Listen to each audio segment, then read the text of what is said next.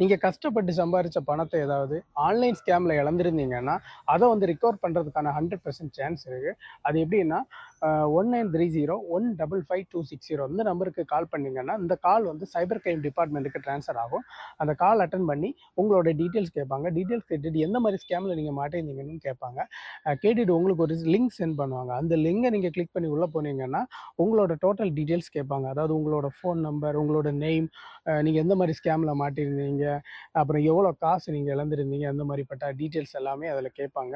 எல்லா டீட்டெயில்ஸும் ப்ராப்பரா கரெக்ட்டா குடுத்தீங்கன்னா, அ ஸ்கிரீன்ஷாட் எல்லாம் வச்சு குடுத்தீங்கன்னா, இந்த கேஸ் வந்து சால்வ் ஆறதுக்கான 100% சான்ஸ் இருக்கு.